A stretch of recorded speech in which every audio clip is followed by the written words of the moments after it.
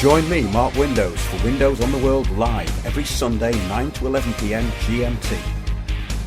Check out our archive and programme stream at windowsontheworld.net. Good evening, everybody. Welcome to Windows on the World. Really been enjoying these shows we've been doing recently, especially the ones on the law. And I've been getting some really useful information from people who've been writing in and sending me in some very important information, and I'll be relaying that to you over the next few weeks. So, yes, do join us on Wednesdays for the live shows, which are on the YouTube channel, and also, more importantly, at windowsontheworld.net. They're there on the home page.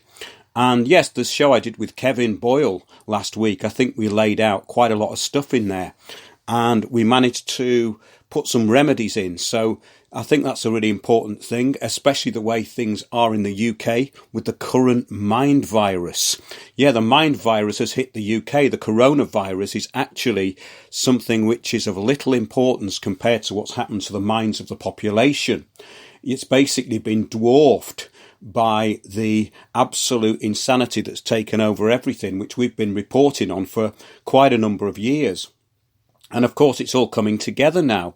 We can see that the input of the public has been totally subverted in every walk of life. For instance, all local authorities are now implementing plans which are way above the influence of the people who live in their immediate areas. We're going to get into a bit of that tonight, because there's a new national planning framework which actually goes above your local governance structure. And what we've been talking about for a long time, the sustainable development. Yes, Agenda 2030. No, it's not a conspiracy theory. It's actually a 42-chapter document. But it's interesting, isn't it, the way that the very narrow corridor of accepted opinion now states that everything is a conspiracy theory, and it's worn off onto the population. When you speak to most people, they will start repeating these phrases that they've been told to repeat. And the virus is spreading. It's actually spread over the last 4 or 5 years exponentially. So yes, but the thing is about it is that even children can actually see through this, and they can see through things like the propaganda of the coronavirus. I was talking to some kid today who was in the supermarket, and he said, "Oh, what do you make of it all?" And I said, well, I don't know what they're panicking about. I mean, world flu deaths are available on the Worldometer. Just take a look. And got into a conversation with this kid, and he said, yeah, and that bloke who had the coronavirus in Wuhan, who came back to the UK, he just drank some whiskey, didn't he? And this is the incredible thing. So you've got these adults running around buying this sort of hand sanitizer and sort of stockpiling toilet rolls for some reason. I don't quite know why they're doing that, but it's very indicative of how powerful the media are, and also the power of alternatives to the hype, like Windows on the World. I mean, it's incredible, really, that we get so demonized, because all I do is put out stuff that's in the public interest, the real public interest, not the common good. We've been talking about that. The common good is obviously what's good for the public to know about, which is usually not really in their interests. So that's something we've been addressing on a lot of the shows recently. But yeah, it's interesting, isn't it? The adults are being brainwashed, and some of the children still seem to be able to think, but I'm sure there's time for that to be kind of taken over, because every organisation now is brainwashing the children into the climate change catastrophophobia. And I've also got some information on that. But the criticism of those behind the Greta Thunberg Academy of Sciences sees this sort of mass condemnation as though somehow it's about her. And the public never seem to get this, that it's not about her. The criticism of this agenda is the people who are manipulating her and also imposing what is going on in their local areas. It's incredibly difficult to get this through to people. But we do have a very good audience, and that audience is growing, and it's actually growing because of the sort of perceived attacks that we get sometimes in even the mainstream media. We've actually been talking about that recently. This absolutely absurd organisation called Hope Not Hate, who are universally hated, wrote a report about a group that meets up in public, which they claim to have infiltrated over 3 years. And they actually couldn't find anything really bad to say about them, apart from there was certain speakers that go on there that they don't like. And this is 3 years of infiltration. And they've actually come up with the conclusion that it's a place where the left and the right meet to talk about conspiracy theories, which is actually what it was set up to do. So in other words, they've kind of hit the nail on the head. But then, of course, they have to use the ad hominem attack. And they actually featured Windows on the World in this kind of report, which I think you can see on Twitter. They haven't actually put anything up on their YouTube channel for 3 months. This is Hope Not Hate, this overfunded, extreme leftist, Antifa-style, black bloc kind of cabal, which goes around attacking anybody outside the accepted narrative, which is basically anything outside the security services narrative, because all this is linked. We've got these organisations like the Institute of Strategic Dialogue, and the Research Information Communications Unit, which is a government organisation which is basically there to control the narrative in all media. And you've got the Institute of Strategic Dialogue, which was responsible, I think, for a lot of this kind of let's blame it all on the Russians. And the thing is about these organisations is that they all get caught red-handed at what they're doing. In other words, if this is intelligence, then we're running out of it. And I think that the idea of it now is that the propaganda has to be so simplistic that it's at a level of 12 to 13-year-old kids. And I don't really want to sort of even insult the intelligence of kids, because a lot of kids seem to get this. But it's quite incredible the way that things have been completely dumbed down within a couple of years. But this is the problem. The public have been so infected by mind virus that it is impossible for them to isolate issues. And that's something we've reported on really widely too. But the distraction principle works really well. It works fantastically. So in other words, all you have to do is give the public some easy terms to use, like fascist, racist, Nazi, anti-Semitic, or climate change denier. I've been labelled a climate change denier by Hope Not Hate, but it's actually quite a good write-up that they did about Windows on the World. They said that our channel was one of the most eccentric on YouTube. Well, the only reason I disagree with that is that in order to be eccentric, you usually have to be rich. So I think they're wrong on sort of about 50% of that. But what really annoyed me was that they said that my rock and roll act was karaoke. Now that's it. I'm definitely going for them after this. But enough of that. I'm going to be doing a bit of a report on all this absurdity over the next couple of weeks. But basically, if propaganda was complicated, it wouldn't work. If it was sophisticated, it'd be wasted on most people now because of the dumbing down of everything.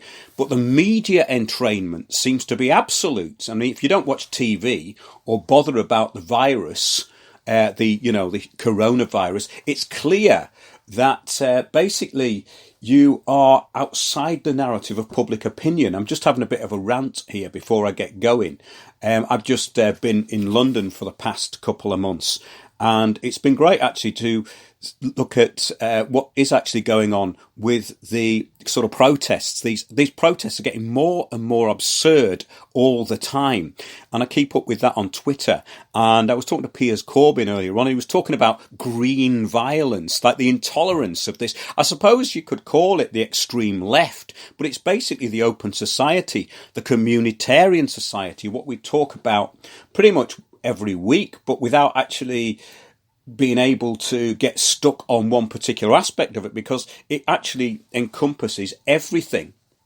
But yeah, the boring and predictable attack dogs of the extreme thought police have been at it again. And that's been something that I've been looking at over the past week and collecting intelligence on. And I think that what's encouraging about all this is that all this sort of so-called intelligence and controlling of the narrative is actually failing in a lot of ways because it's worn out, because the people who are implementing all this stuff are basically very unimaginative, very embittered, and very shallow. And I think when it comes to actual truth, then they've lost. They've kind of lost the argument. So this is why there's sort of all this patching up going on. Basically, what we're seeing is the result of the big society. And I go over this in the talks, the Windows on the World talks, the bigger picture, the real Citizens Assembly. I do talk about this because when the big society came out in 2010, it started off all of these communitarian groups. Now, communitarianism actually came out of communism. It was invented, the term, by someone called John Barnby in about 18-something, late 1800s. But it was always associated with communism. But as we know, or listeners to the show will know, that what we're talking about in the present system is something that's much bigger than communism. And yes, this is why it's very difficult for the public to grasp a lot of what's going on, because globalists think big and the public thinks small. But basically, what we're seeing now is this sort of imposition of the draconian education system, the direction and prevention of change. So they want to direct change and prevent it. And this is an absolutely fascinating thing because it's culminated in this climate change catastrophophobia that's being taught all over the world. And if someone had have said to me in 2014, basically if they'd have projected me into the future, I wouldn't have believed that the population have succumbed to this so quickly and so easily. That bit has quite surprised me because I thought there was going to be more resistance to this. Now, there are pockets of resistance to the imposition of the loss of all your rights and basically the re-engineering of your local area.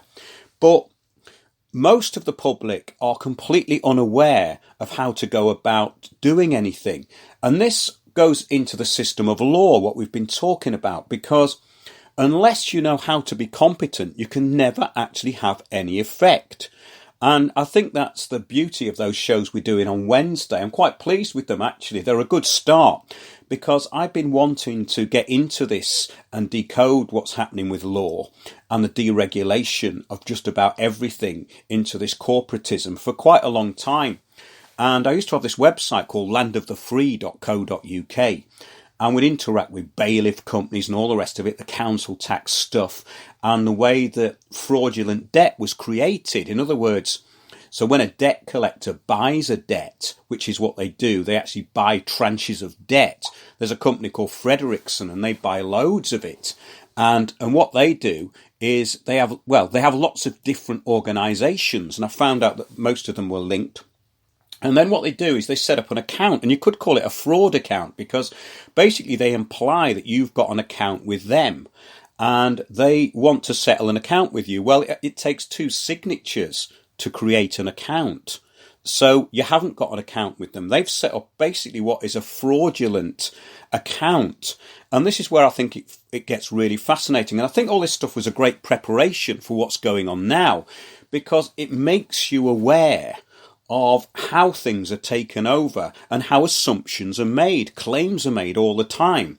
So I think that the law stuff going on with this taking away of rights and this controlling of the narrative of public opinion is probably very useful in conjunction for those people who can sort of put things together.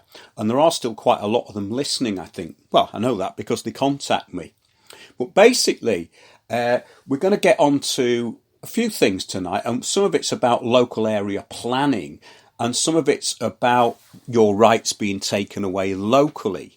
But first of all, I wanted to get onto something which is kind of quite prescient to these sort of attacks that get put onto so-called alternative media by these sort of tools of the state, these brainwashed puppets who just throw abuse. And it goes into the intelligence services and what came out of MI5. There was this threat of the perceived far right because about 2 or 3 years ago, before Brexit, they knew that people who voted Brexit were going to be a problem because they could probably think about sovereignty and all the rest of it. So they demonised them as being far right. And what's interesting is this organisation, this Hope Not Hate, they actually pulled out something that they'd recorded. They couldn't actually put anything of my talk into their little hit piece because it was all true. But they pulled out something that I'd said about the Joe Cox assassination, how it was used to demonise the public. And they were using that in a negative way, as though I'd said something bad. Well, it was used by the state to demonise Brexiteers. And what came out of MI5 before Mark Rowley resigned was that there was going to be this perceived threat of the far right. And of course, these organisations like Hope Not Hate make their money out of trying to identify the enemy. So the new enemy was this fake far right, which seems to be a lot of these kind of very small groups that operate mainly online. And they're now saying, ban this and ban that. And ban. Now, no one's heard of these groups, and they probably only have about a dozen members. So they're not a threat to anything, but they're a perceived threat. And what it's really about is demonising the people, the indigenous people of the country.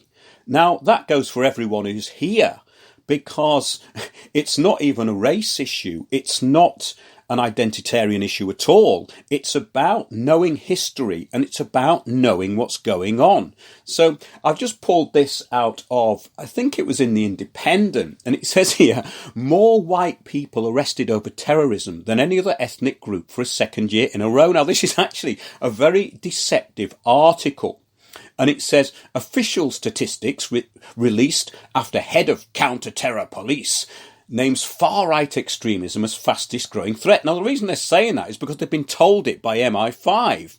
Because obviously the Islamic perceived threat is still being carried out by, in complicity with the state. Let's just say that. Because it's all the same narrative. We had this, when terror on the cheap started, it started to turn into car crashes, basically, about 3 or 4 years ago. So you get these people in vans driving into people, basically demonising white van man, you know. It says here that official figures showed that 117 white people were arrested on suspicion of terror offences in 2019. Now, that's on suspicion and being arrested. But it doesn't say here how many were charged. And it says that at the end. It said only a third of all suspects, so that's not white, that's everybody, were charged. But it doesn't even say what with. So there's this huge deception that's coming out of the media.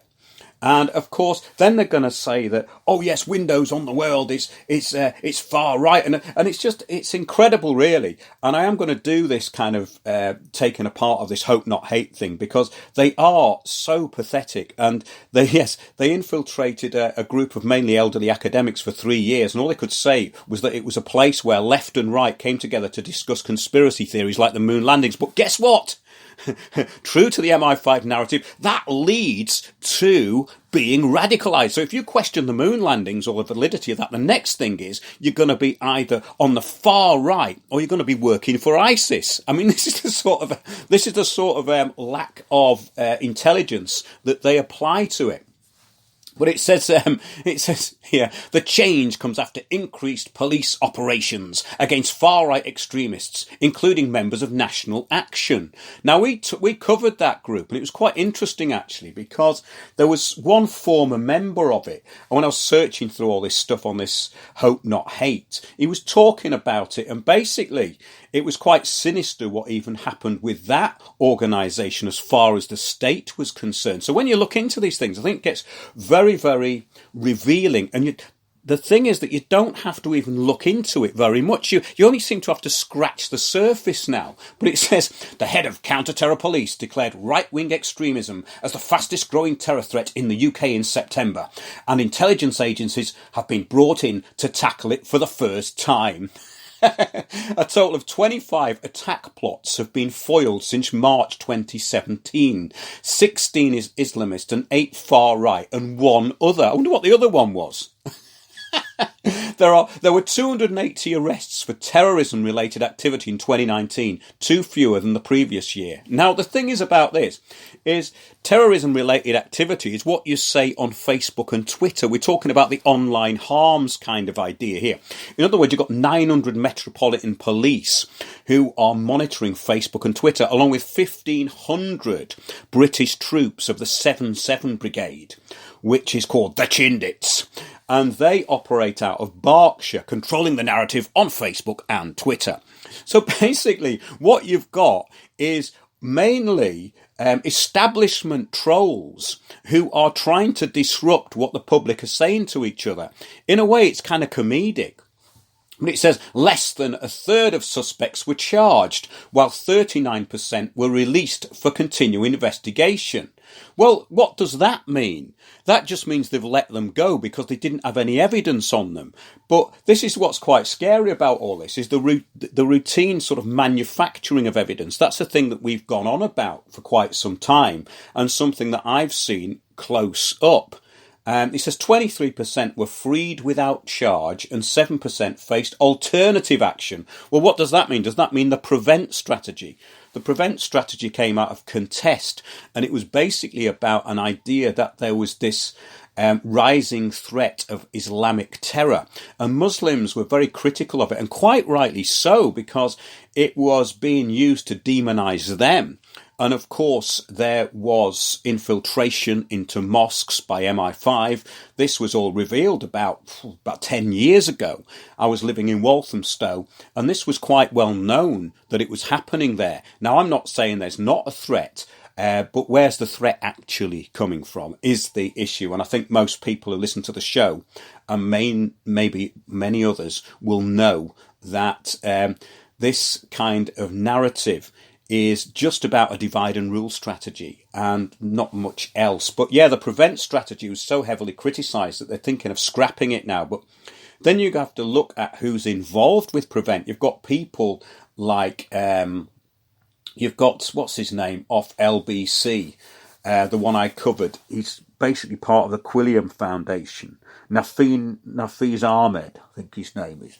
And these people who are basically part of the establishment, they're really part of the intelligence services, and they are recruited for that purpose. I mean, it's quite interesting when you look at what the narratives are from the so-called intelligence community, and then you look at what's on the radio and television.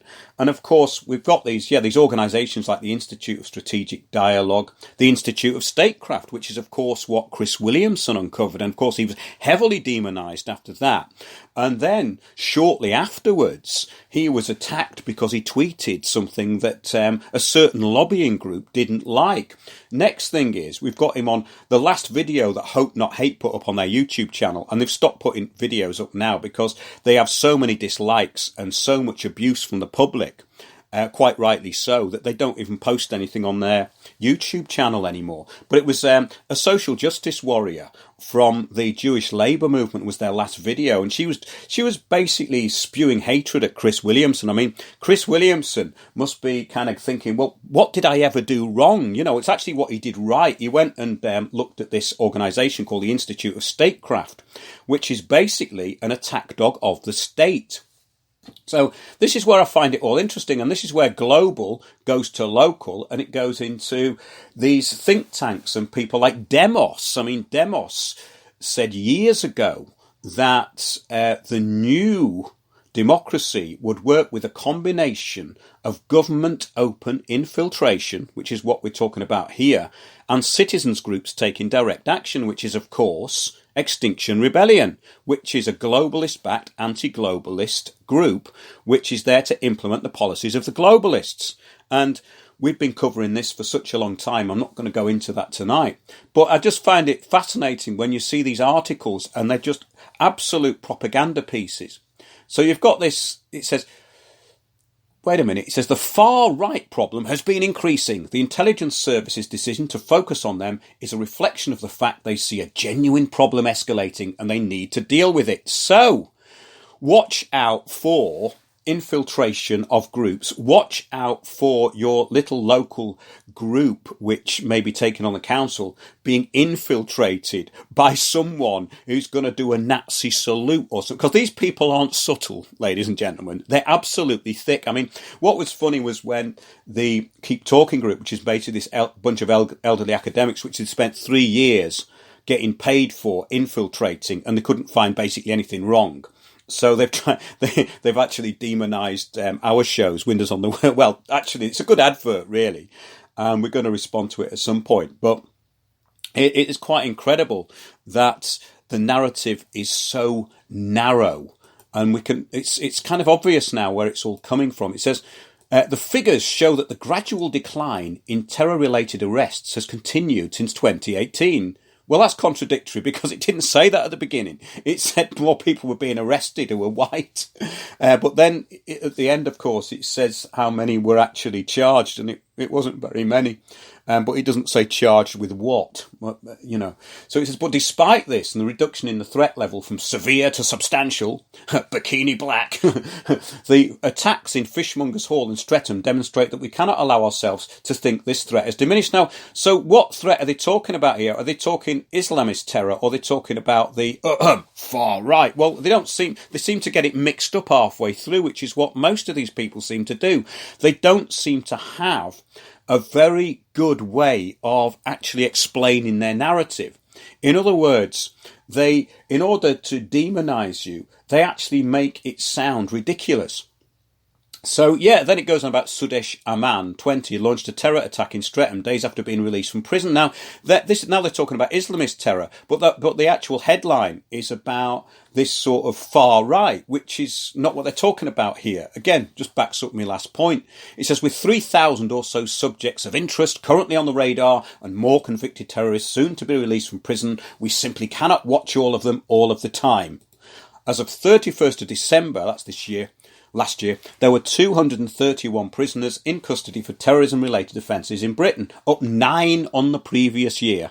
More than 3/4 were categorised as holding Islamic extremist views. Now, wait a minute. They've just said there's a rise of the far right, but 3/4 were categorised as holding Islamist extremist views. 18% were far right. Now, what does that mean? What does it actually mean? And 6% other ideologies. Well, none of this makes any sense. A total of 54 people were released from custody in the year, 3/4 of whom were freed after serving prison sentences. It says the UK terror threat level has been downgraded to the lowest level since 2014. So they've got, basically, they're making stuff up to create work for themselves. That's what this is all about. The majority had been handed terms of 4 years or more, it says here. Now, in the wake of attacks committed by released prisoners in London Bridge and Streatham, the government has brought in an emergency law preventing the automatic release of terrorist prisoners. Now, I've read all this, but then again, they're going back to Islamist terror, or perceived Islamist terror, or state-backed Islamist terror, or whatever you want to call it. Those on determinate sentences will be kept inside jail for longer. Now, this is all going into jail sentences. But basically, it's up to 800 inmates at any one time are being monitored for suspected extremism. And prison officers suspect the number is far higher and growing. Early intervention, here we go, through the PREVENT programme is absolutely key, Mr. Hayden added, talking on about the prison officers. We need families, friends, colleagues and local communities to recognise that early intervention is not ruining someone's life, but saving it and potentially that of others too. They don't tell you that the PREVENT strategy has been an absolute monumental failure. They don't go into that at all. However, let's get on to something else. Let's get on to, yes, some more brain damage. This is from Barbara in New Zealand, Barbara Mackenzie, one of our listeners actually, and she keeps us up to date what's going on in the other Crown territories. It's interesting that Australia, on Sky News, people like Andrew Bolt, they are actually fighting back against the climate emergency. And I think there is some kind of common sense kicking in there, because what's happening in Australia is so draconian, the privatisation of the water and the bushfires. And I think in a place so big and so vast as Australia, that these policies can be identified quicker. In Britain, it's more difficult because it's more intense what's going on here on a local level. There's more issues for people to deal with because of the way that the narrative is controlled so successfully, very locally in this country. But this is something she said. She said the climate change curriculum is being imposed on the children now. It has nothing to do with science or educational, but is unashamedly evangelical, which it is. It's a religion. The IPCC reports are the holy writ, and to question any detail is heresy. Very true. I was thinking about that today because heresy is a very important thing with where we are at the moment. Heretic comes from the Greek, mean able to choose. Heretic means someone who is able to choose. And I'm making a film at the moment about heresy in the Middle Ages and people who were willingly burnt at the stake. Now, can you imagine any of these climatards, these people who basically do some yoga on Westminster Bridge or have a dine at Waitrose? Can you imagine them volunteering to be burned at the stake? I think not. But let's carry on with this. It says, there is instruction on how to resist temptation from the devil in the form of skeptics or heretics. Donald Trump, the villain who pulled the United States out of the Kyoto Agreement, is of course the devil incarnate. There are fast days with abstinence from certain foods. Well, of course, this is the whole global agenda now with the pillaging of national farming and the dependence on globalist organisations. And, well, we can see it through the rollout of everything through the UN and the World Health Organisation. And this is something that we do go into quite a lot. But she says Greta Thunberg leads the children's crusade. If the children fail, there will be hell on earth and they will live with guilt forever. Moral blackmail, guilt and blame play a prominent role in a climate cult, which is absolutely true, because for the remission of your sins, you need to pay benefice. And yes, that gets you out of climate purgatory. In other words, it makes you virtuous. You can virtue signal to all your friends. But I've just been looking at this paper that Barbara forwarded, and it's student responses to climate change. In other words, how teachers engage with children about climate change. It says confronting the realities of climate change will, in future, impact today's students in ways that are difficult to conceive of now. Well, in 20 years' time, aren't they going to realise that the weather hasn't changed that much unless a comet hits the Earth in the next 20 years, which it could do? We're due for one, apparently, if you look at the historical timeline. If you go back before 1970, like the climate catastrophophobia doesn't really go back very far, does it? It says, as a greater awareness of climate change develops for students, an accompanying sense of threat or uncertainty is to be expected. Now, this is the best form of psychological warfare. That anxiety about the future, the creation of anxiety, it's always been there. I mean, we had the nuclear threat, the Cold War, but now we've got something that affects everybody. And of course, it's internalised and it's personal. It's about the way you personally interact with your surroundings. In other words, if you recycle everything and you go on climate marches, then you're internalising the climate change kind of religion. So it becomes your inner light then. This is quite interesting because we found that the Quakers cult, which is what it is, a brainwashing cult, who cancelled our talk in Worthing, they've now taken on this extremist ideology straight into their core. And I was talking to someone actually last week about it, one of our listeners, and he was involved with them. And I've got some very interesting stuff about that organisation. But in a way, it's the same as all organisations. Since the big society and the communitarian agenda, everything has been fully infiltrated. So yeah, let's just get back to this. It goes on how to discuss the subject, you see.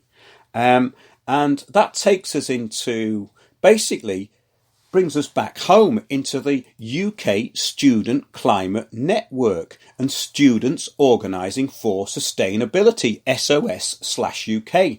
They're calling for a review of how the formal education system in England is preparing students for the climate and ecological crisis. Of course, it's going to be the same in New Zealand, Australia, because that's Crown. In fact, it's the same everywhere in the world because it's a UN-led agenda. It says they want a Climate Emergency Education Act. In other words, if there wasn't enough brainwashing going on, they want a complete brainwashing program which is set in stone, a sort of 10 commandments of climate emergency education. And guess what? An endowment fund for youth-led climate action. Now, this is very interesting because in 1987, it was announced at the World Wilderness Conference that there would be a thing called a Global Environmental Facility set up, which is what they're talking about here. In a way, it's part of the World Bank. The World Bank is a trustee, or was a trustee, of this Global Environmental Facility. So we're talking about the same thing here. The public are paying benefits into the system. Any corporation which is outside the narrative of the climate change agenda will be destroyed because there's a task force on climate-related financial disclosures. Now, this was Mark Carney who brought this up. He left the Bank of England to go into this agenda, and with the World Bank Task Force on Climate-Related Financial Disclosures, it's a climate-related financial risks assessment associated with climate change and what constitutes effective financial disclosures across industries. Now, this is very interesting. It aims to create a financial system to cope with, guess what? Runaway climate change. Enhance climate policies via the TCFD to enforce financial disclosures regarding climate change. Enforce. Now, this is all about enforcement, remember. Everything to do with the climate change agenda is about enforcement. And that was what it was about in the first place. If we go back to Our Common Future, how do we get people to accept this with enforcement? You get them to enforce it themselves. That was the whole point. You get the turkeys to vote for Christmas. Businesses will be under scrutiny to be climate risk assessed, and taxes will be mandatory. Development of blockchain digital currencies. Now, this isn't a good thing. This is about the taking away of cash. Remember, smart cities like Astana in Kazakhstan and Neom in Saudi Arabia have their own jurisdictions, and there are more of these sprouting up in the world.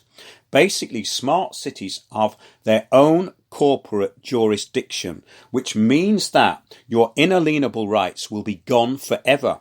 Under the UN Human Rights Act, they're already gone, but this is going to make things absolutely worse because they will not recognise your legal and lawful rights, your lawful right to act in the legal system.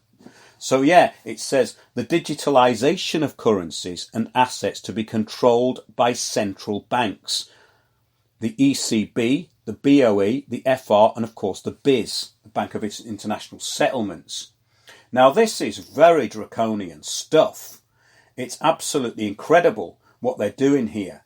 And of course, we have to remember that this new system was announced by George W. Bush in 1992 to be a profound reorientation of all human society, unlike anything the world has ever experienced. A major shift in the priorities of governments and individuals, and an unprecedented redeployment of human and financial resources. This shift will demand a concern for the environmental consequences of every human action. It will be integrated into individual and collective decision making, and of course learning at every level.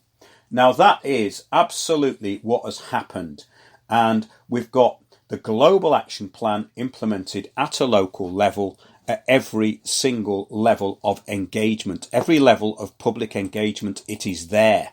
It's absolutely incredible what has happened in such a short amount of time. Let's have a look at some other stories. This is interesting. Coventry drivers to be offered mobility credits to give up cars as part of a £1 million scrappage scheme. This was from fleetnews.co.uk from about a week ago. Drivers in Coventry will be offered up to £3,000 a year in mobility credits. Can you see what we've got here? Carbon credits, mobility credits, basically credits. The credit system. This is what was talked about 30 years ago. Well, it was talked about longer ago than that, but let's put it back to where sustainable development came in, the United Nations agenda.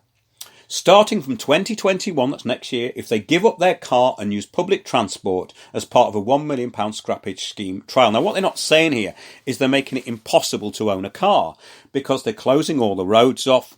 They're doing what they did in the borough that I used to live in every borough in the country. They've got citizens' assemblies now, but they don't need citizens' assemblies anymore because the local planning policy framework that's just coming in, which I've been reading about today, takes away all local input. Everything is coming through the United Nations Sustainable Development Plans to close down your local area into an open gulag, really. But it says here, Transport for West Midlands, part of the West Midlands Combined Authority, is working up the detail of the scheme ahead of its launch. The project has been in the making for over 12 months and is the first of its kind in the UK. It is designed to get polluting cars off the road, ease traffic congestion and improve air quality. Councillor Ian Ward, useful idiot and leader of Birmingham City Council, and WMCA portfolio holder for transport, said, "We can't go on as we are with gridlocked roads costing our economy and poor air quality impacting on our health and quality of life." Who put that into his highly inactive and minuscule brain? Well, he read it, of course. He read it on something that he was given. So TWFM is investing billions in our tram, rail, cycling and bus networks to provide sustainable alternatives to the private motor car. Coventry drivers to be offered mobility credits. Yes, that was the title of this. But we are also looking at innovative schemes. Mobility credits to play a part by offering people real incentives to give up their cars. The scrappage scheme trial comes after Coventry City Council said it will introduce a clean air zone. The council, which has argued strongly against a clean air zone, has set out a series of measures to reduce nitrogen dioxide emissions without the need for a charging zone. Well, there won't be any cars in it. That's the whole point of this. So, let's get on to the next thing. Warwick, it says here, Warwick asks voters to back radical council tax rise for climate action. The turkeys are voting for Christmas. In first local referendum of its kind, District Council proposes being carbon neutral by 2025. A local authority is asking its residents to back an unprecedented 34% increase in its council tax bills, equivalent to £52 for a typical household, to fund a radical climate emergency action plan in what is set to be the first local referendum of its kind. A local referendum. Well, the point is, you see, that there is one choice, no choice. Warwick's District Council proposed green levy would raise £30 million over 10 years to invest in making council-owned buildings and vehicles energy efficient, reducing traffic congestion and improving air quality. The authority aims to be carbon neutral by 2025. The proposed inflation-busting increase will add just £1 a week to the district element of the Band D household. Okay, yeah, they're taking one of the cheapest. It says here, the council, which is currently run by a coalition of conservative and independent councils, well, they're all useful idiots. There's not one of them on there who's going to be any good. Says it put aside political differences with Labour, Green and Lib Dem colleagues to work together to create the ambitious proposal. This is communitarianism, ladies and gentlemen. This means that you have no political parties anymore. You have group consensus. A joint statement by the 5-party group leaders, a joint statement. We're all coming together on this and we speak as one voice. Together we believe that the time has now come to take practical action to deal with the climate emergency. These are people who are making decisions on your behalf, and they are telling you that there's a climate emergency. I wouldn't have believed this was even possible 10 years ago. I knew this stuff was coming in fast, but what I can't understand is how the public have become so idiotic so quickly. Now, that is something that I really find very difficult about this. It says this plan will enable the council to be carbon neutral and help the district to be also carbon neutral by 2030, plus make necessary local preparations for climate disasters such as flooding, which is all being encouraged. With the lack of dredging of the rivers, there's basically, it's going on all over the coast. Coastlines are going to be closed off. We went to Fairbourne to try and wake the people up there, and we went to tell them that the world's leading expert in sea levels would go to court to say that they don't have to move out of their village in 25 to 30 years. They don't have to lose all the equity in their property. But the problem is that the public seem to have lost the ability to actually engage. It's quite incredible what's happened.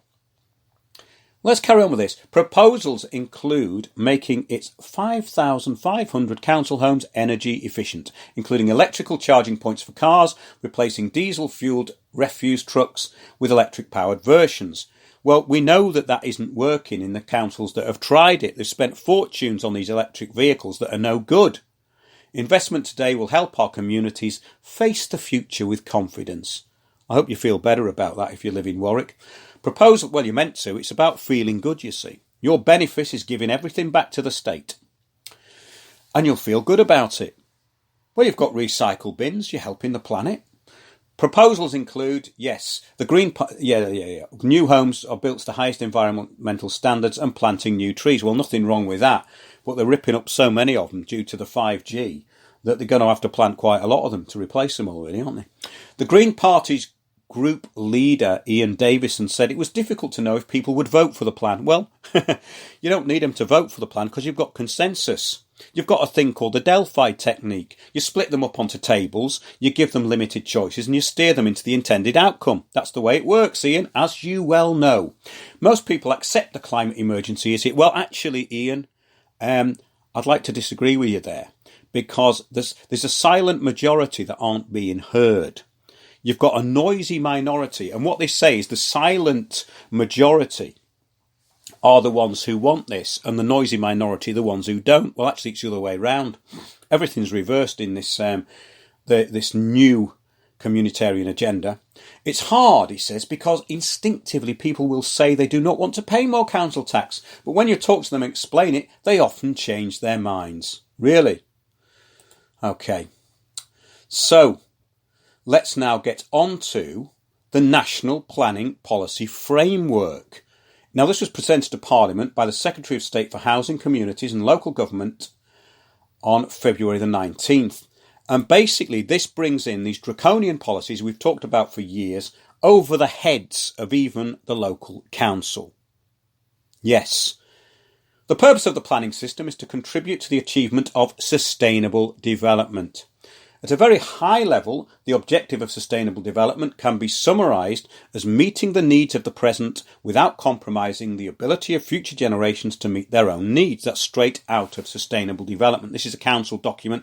It's going to be going into your local council. It's the National Planning Policy Framework, which has now usurped even your local authority. It says achieving sustainable development means that the planning system has three overarching objectives, which are interdependent. Oh, interdependency, here we go. And need to be pursued in mutually supportive, here we go, the consensus, mutually supportive ways so that opportunities can be taken to secure net gains across each of the different objectives. An economic objective to help build a strong, responsive and competitive economy. In other words, you empower and bring in corporations who run the infrastructure and take over all the shops, and you disempower anyone who's got a voice and anyone who's self-employed with a small business. That's what that means. Social objective. to support strong, vibrant and healthy communities. I keep asking people if they live in a vibrant community, and I'm not getting a very good response to this. It says by ensuring that a sufficient number and range of homes can be provided to meet the needs of present and future generations, and by fostering a well-designed and safe-built environment. In other words, what you're seeing, hive housing, closing of all your roads, being forced onto public transport, and having your life micromanaged through the Internet of Things. That's what sustainable development is all about. It says these objectives should be delivered through preparation and implementation of plans and the application of the policies in this framework. They are not criteria against which every decision can or should be judged, but when it gets into it, you'll find out that they override everything. Planning policies and decisions should play an active role in guiding development towards sustainable solutions, but in doing so should take local circumstances into account to reflect the character, needs and opportunities of each area, as long as each area goes along with the new system, which is basically to make everything look the same. Now remember, even if you live in the country, if you want to adapt a building, I've got the document in front of me, which is from Roy, and thanks Roy for this. I haven't had a chance to go through it all today. This document, all about the National Planning Policy Framework, which is going to be implemented through all local authorities. Sent me some very interesting documents, and this was basically, this is for people who now live out of the cities, but it'll give you an insight into what's going on here with this National Policy Framework, because already for alterations to an old farm building, get this, the mitigation, remember we're mitigating here, should include 1. Details of the provision of electric vehicle charging points at the site. Now this, I've seen several documents on this now, so if you want to adapt somewhere in the country, you're going to have to provide electric vehicle charging points. That's going to put quite a lot of money up front. Also, I was told that there's a very large amount to be paid up front before any alterations can now be made. We're looking into this at the moment, and it doesn't seem to be just one-offs. This does seem to be implemented everywhere, because remember, we're talking about a system that is implemented everywhere and it's uniform. Let's have a look at number 2 on here. It says, demonstration that freight traffic resulting from new development will not impact on European sites through routing arrangements. Now, this is very interesting. There's a map of these European sites, but what it's basically saying is that even if you've got 2 and 3 cars going to a place that's fairly remote, you're going to have to mitigate and put a plan in for what you're going to be doing, when and how. Personalised travel plan for incoming residents to the site. This is Big Brother on steroids. I know that sounds like a cliche, but think about it. Provision of a personalised travel plan for incoming residents to the site, and details of the ability of all dwellings to connect to high-speed broadband. Now that is the pretty freaky thing, because they don't want anybody off-grid. They don't want anyone with a wood burner, because they're trying to ban those. My advice, if I was going to give any, which I don't, would be to keep burning your wood, to ignore all this stuff and fight back, because these local authorities are becoming the enemy of the people. We already know that we, the public, are being demonised by the state. Remember that government, those people who shout at each other in benches in that parliament, have nothing to do with what goes on in this country. Neither do the MPs. The MPs that are there are virtue signalling, hive mind, brainless twits. Otherwise they wouldn't be there. So it's now up to the public to actually get organised. And the reason that we get these sort of critiques and low-level kind of attacks, and anyone who speaks out about this stuff gets demonised. But the demonisation doesn't really work, because everything I put out is in the public interest, and we know a lot of people who are doing this. So people who are listening to the show will actually be able to empower other people, and that's the whole point of it. We've been doing this for quite some time, and what I find very encouraging, if anything, about this is that the people who come to our talks, and do book a talk, please book me for a talk. I think I've got Truth Juice on the 24th of April, but before then, got plenty of gaps. So I'm going to go and actually meet some people this week about prospective talks. And we've got to make sure, obviously, that we're not in a hive mind venue that's going to be shut down by the local Stasi. In actual fact, it's quite good fun, because we always find a venue, and usually a venue turns up that's better than the original venue, as that happened in Worthing. We got a great pub. Magda managed to book something a few days before, because obviously they always pull these things at the last minute to cause you maximum inconvenience. And the people of the hive mind, these nasty social justice warriors, and these people are the children of Soros. Oh, that's a conspiracy theory. The people who can't think. They're very petty-minded because they've been indoctrinated by the intelligence services and the state, or really through the people who are running the state. And that's why you've got this very childlike, petulant hive mind. That's why they think Greta Thunberg is actually saying things that are on her own mind. This is why we have this catastrophe in thinking. This is why we have a mind virus, which is 10 or 20 times, let's say 100 times more deadly than the coronavirus, because that's not really deadly at all, is it?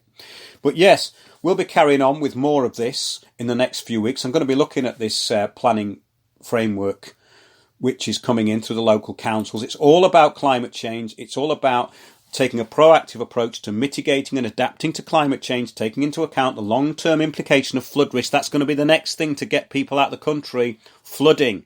That's the big thing that's happening. And they're going to be concentrating on that. Coastal change. There you go. Depopulating the coast. And we've given you the expert in sea levels, and we gave it to a community in Wales, and it's up to them. The thing is that the public seem to be horrifically dumbed down, and anybody who thinks that the UK government can do anything about this had better think again, because this is draconian now. This is on your own doorstep. So book us for a talk. Get involved. Support me on Patreon. That'd be good. I'm making a film at the moment about heresy, which is very apt, but it's the heresy of the 1500s, and I'm really enjoying doing that. And you can help us by joining us on Patreon, supporting the show, and thanks to everyone who does. And I'd like to say hello to Janie and Gavin and people out there. And sorry, Gavin, I haven't been in touch if you're listening to the show. I'd like to get on to, basically a whole load of people, but I don't think I've got time. I'm going to try and get myself back into chat, actually. I think I'm shut out of chat for some reason. And I've had trouble with that. Our website has had a bit of a problem this week. It says it's not secure. So anyone going on it, actually, it is secure. There's nothing problem with it. It's the SSL certificate had actually been taken over by something. It'd been encrypted. So don't worry about the website. It is safe, and it's been looked after by our hosts. But basically, let's have a look. Just Van Dieman Island has said in chat, in my local newspaper, they have a social change elder writing weekly articles explaining the need for the council to declare a climate emergency. Well, most of these councils have already declared one, haven't they? I mean, they're all actually falling over each other to actually be more stupid. You know, it's like, who can be the most dumb? You know, well, actually, it's us this week, you know. But I warned about this years ago, and I saw what happened in my local area, Waltham Forest, which is why I moved out. But, yeah, that's about it from this week, I think. Thanks, Eric. It's good to see you in chat. We don't actually have many people in chat this week on here. We have a lot of people listening on the Wednesdays. I think the Sunday show is more of a after phenomenon, and that's great. And since being attacked by the lobbyists, we've had a 55% rise in listenership, which is great, because it means that these sort of state-backed intolerant nightmare groups, which are basically implanting a hive mind, are actually not really doing that well, which is very encouraging. So I'll keep going. Thanks, everyone, for listening, and catch up with you on Wednesday at 8 p.m. If you'd like to book me for a talk, get in touch through windowsontheworld.net, and I'll be down there. And if it's for a whole day, I can bring along Sandy Adams and Piers Corbyn, and we'll give you the bigger picture. That's it, and thanks. See you on Wednesday, 8 p.m. on windowsontheworld.net and on the YouTube channel.